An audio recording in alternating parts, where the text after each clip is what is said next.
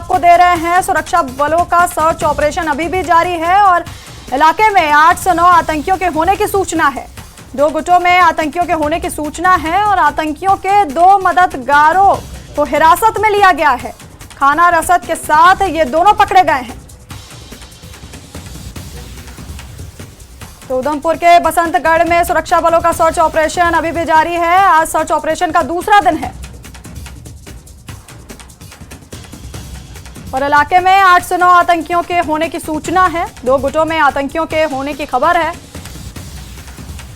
और आतंकियों के 2 मददगारों को हिरासत में लिया गया है। खाना रसद के साथ ये दोनों मददगार पकड़े गए हैं।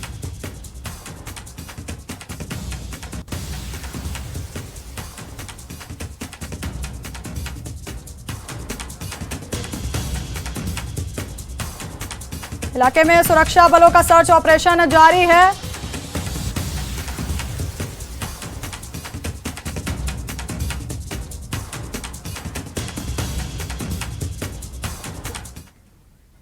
उधमपुर के बसंतगढ़ में मोहम्मद शरीफ पर हुए आतंकवादी हमले के बाद से ही विलेज डिफेंस गार्ड ने क्षेत्र के आसपास के गांवों में रात के समय गश्त तेज कर दी है।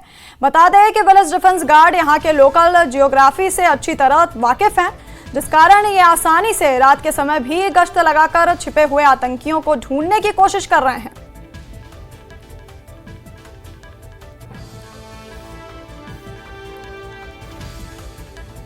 और इसी खबर पर हमारे साथ हमारे सहयोगी राजन वैद हैं। राजन, सुरक्षा बलों का सर्च ऑपरेशन अभी भी जारी है। अभी भी इलाके में 8 से 9 आतंकियों के छिपे होने की आशंका है। बिल्कुल, मैं आपको बता दूं कि काफी लंबे समय के बाद जो ये बसंतगढ़ का इलाका है उसने इस तरह की घटना को देखा है जहां आतंकवादियों ने घात लगा के हमला किया है और मकसद उनका यही था कि इस इलाके के लोगों में वापस खौफ पैदा करना।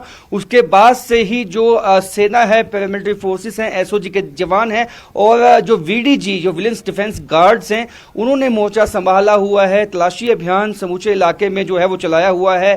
कॉर्डन किया गया है इस तमाम इलाके को। पहाड़ी इलाका है, काफी मुश्किल टेरेन है, तो ऐसे में रात को काफी तेज बारिश भी यहाँ पे हुई है। उसकी वजह से हालांकि कुछ आहिस्ता जो है ये, हालांकि कॉर्डन जो है इसका उनको निकलने नहीं दिया गया आतंकवादियों को, जिस तरह की सूचना है। और ये तमाम इलाके को जो है वहां पहाड़ों पे भी जो है कमांडोज की ड्रॉपिंग की गई है। और जो ये अभियान है वो काफी तेज इसलिए भी किया गया है क्योंकि कल एडीजी जम्मू ने साफ कर दिया था कि ये जो ट्रेंड आतंकवादी हैं ये हाल ही में इनकी घुसपैठ हुई है, इनका इन्फिल्ट्रेशन हुआ है इस इलाके में। और जो सूत्र बताते हैं कि कठुआ से शायद इनका जो है वो घुसपैठ इन्होंने हाल ही में की है। और ये 2 गुटों में बटे हुए हैं, 2 गुटों में ये लोग हैं और 2 से 4 की संख्या बताई गई है एक गुट की, यानी कि 7 से 8 जो आतंकवादी हैं वो इस गुट में शामिल हैं और इस इलाके में मौजूद है। ये बहुत ही चिंता की बात इसलिए भी बन जाती है क्योंकि ये जो इलाका है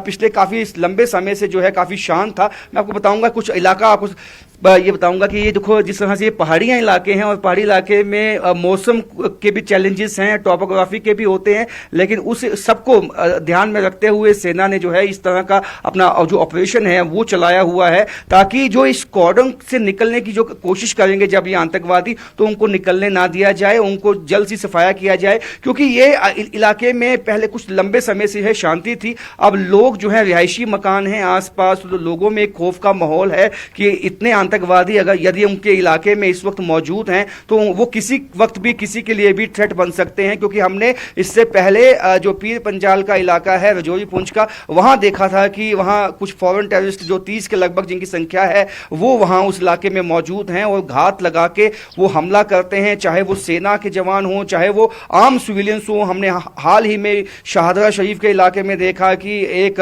जो टीए फौजी है उसके घर में हमला किया गया, उसके भाई की हत्या की गई। तो ये कहीं ना कहीं वहां भी ये बातें निकल के आई थी कि लोकल कहीं ना कहीं सपोर्ट इनको हो सकता है, क्योंकि यहाँ भी जो 2 लोगों को जो है डिटेन किया गया है वो इसलिए किया गया कि उनको जो खाना है या रसद है किसने यहाँ पे पहुंचाई, क्योंकि जहाँ पे ये टोपोग्राफी है इसको समझना अगर फॉरेन टेररिस्ट होगा उसके लिए काफी मुश्किल होगा। तो यहाँ पे कोई लोकल गाइड जो है उनके साथ हो सकता है जिसने उनको इस टोपोग्राफी के बारे में और जो सूचना थी उस जो वीडीजी गार्ड की उसकी डिप्लॉयमेंट कहाँ है, ये सब सूचनाएं उसको दी होंगी। तो ऐसे में जो 8 से 9 जो आतंकवादी इस बेल्ट में बताए गए हैं, ये समूचे जो है इस वक्त, क्योंकि इलेक्शन का प्रोसेस भी जम्मू कश्मीर में इस वक्त चल रहा है, तो उसमें भी कहीं ना कहीं खलल डालने की कोशिश हो सकती है और यहां से वो अन्य इलाकों में भी शिफ्ट हो सकते हैं। अगर उनको लोकल सपोर्ट है तो अपने गाइड की मदद से वो अन्य इलाकों में शिफ्ट ना हो,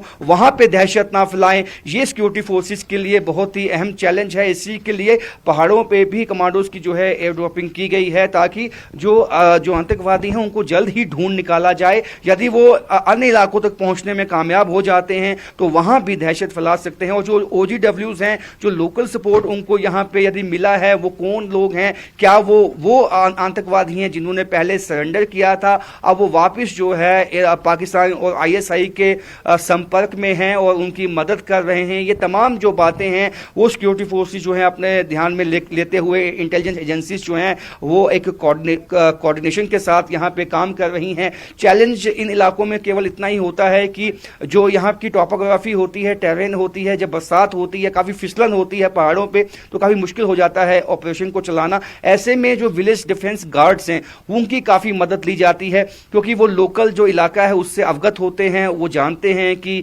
कौन सा इलाका कहाँ जाके मिलता है। तो इतना शायद जो है बाकी जो सेना के जवान हैं या पैरामिलिट्री फोर्स उनको ये ज्ञान नहीं होता है। लेकिन ऐसे में VDG हमने देखा कि रात के वक्त भी वो पेट्रोलिंग यहाँ इस इलाके में गाँव में करती हुई दिखाई दी और लोगों के घरों में भी जाके उन्होंने पूछताछ की और लोगों का सहयोग मांगा कि यदि कोई आप अनजान व्यक्ति इस इलाके में अपने देखते हैं तो सूचना जो है वो तुरंत जो है पुलिस को या VDG जो मेंबर्स हैं उनको दी जाए। तो ओवरऑल जो ये तलाशी अभियान है